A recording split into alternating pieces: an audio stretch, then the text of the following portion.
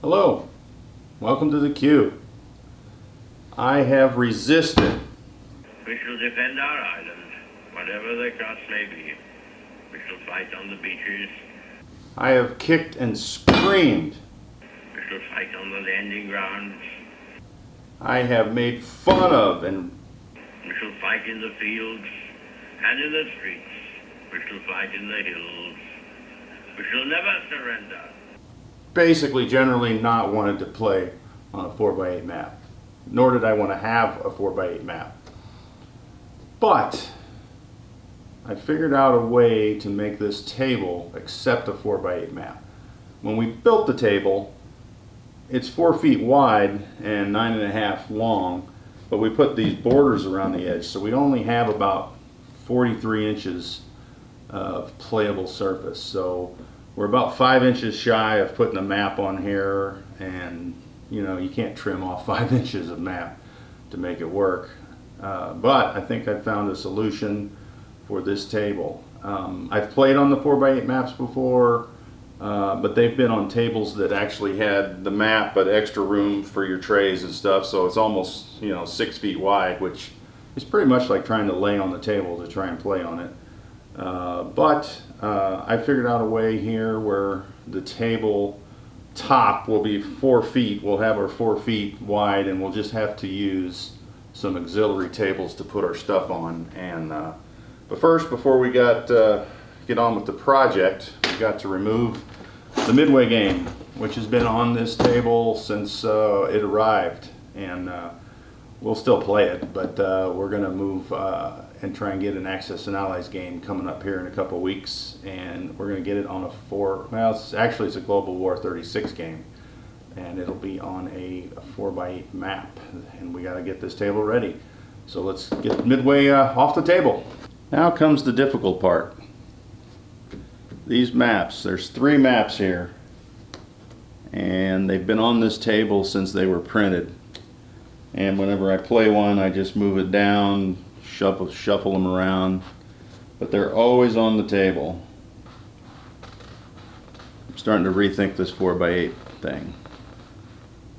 We gotta do it. So map number 1 is my BBR3 Lieutenant Dan version map, so we'll have to roll that up.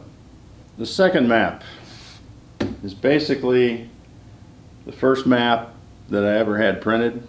It's a Global 40 map, Young Grasshopper customized, you know, printed bases on there, naval bases, air bases, you know, all sorts of stuff that you would want on a map. It's a good map, but now we got to get it off the table and put it in storage just while the 4x8's up. It'll be back. Now for the third map, my favorite map of all time. Was another Young Grasshopper game, a deluxe edition for Global 40 that we worked on for quite a while. Hopefully it comes back into, because we didn't quite really get it finished, but the map is amazing. And I played quite a few different games on it too, just testing things out and just playing on it because I love it. So it's going away too. So it's not really going away, like I said on the last couple ones. We're just going to take it off, but it still hurts. It's been on here since I printed it, whether it was on top or at the bottom of the shuffle deck here. It's always been on this table. All right, so I removed the maps and the games that we had on here. So we've got the flat surface with a border, which is the same thickness as this 1x4. So what we're going to do, I've cut these boards to go across, and I'm going to place one here so it sits down at the bottom, and then one here underneath, so it sits on the bottom, and then those will be in place so that if you push the board, it's not going to slide one way or the other, because these two will fit down into the bottom side of this map edition here, and that'll hold it together. And then I'll also glue a couple bracers on the middle of these boards to keep them nice and flat, and then we'll put the 4x8 piece of masonite on there. And all these boards were stuff that I had left over from other projects, so That's why it looks like a hodgepodge here, but once you put a tabletop on it, who's gonna know? So let's throw that tabletop on there, because I'm not gonna make you watch me. I didn't make you watch me saw these boards, so there's no need for you to see all the glue and the screws that go into putting all this together. And then what we'll have when we're done here is just one big piece that will lift off, go in storage in the utility room, and then when we need the 4x8 tabletop for a map of that size, which I only have one right now, then we'll bring it out, put it on, and go to town. Alright, so there's what it'll look like, you know, when it's all glued and screwed together. It's pretty sturdy, you know, because there's always that guy, whenever he plays, he likes to get, you know, like up on the board and put pieces and, you know, really stress out the table. So we're good for that guy. So it does feel pretty sturdy, even though I don't have anything glued down or anything. But let's roll out that map, take a look at that. Alright, so map's on. You can't really even tell this table wasn't made for that. Well, maybe you can. At least I can anyway, but it looks pretty good. It's the Global War 36 map, and it is 4x8, and it is huge. But I'm still thinking, well, I guess if you're Russia, there's no way around it. You just got to go around to the other side of the table. It's still pretty big as far as reaching across. So with that in mind, we'll still have to walk around, but who cares? This should work out nicely as you watch my back as I look at the map. If you haven't seen the map, let's take this off.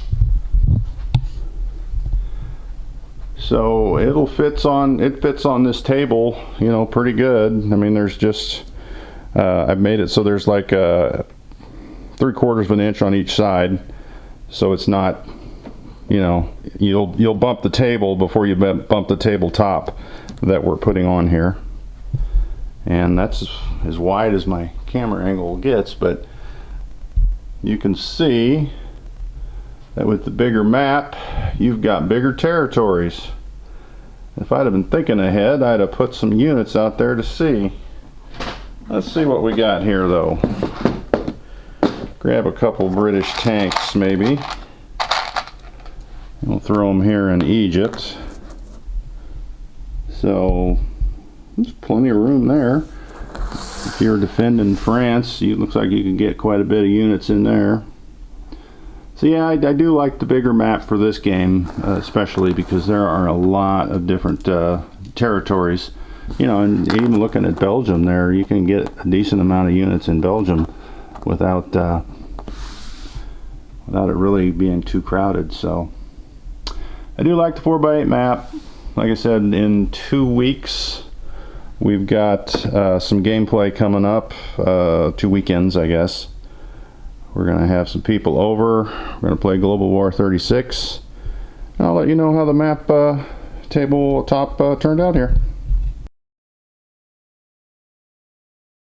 Oh, but wait, there's more. There's always more.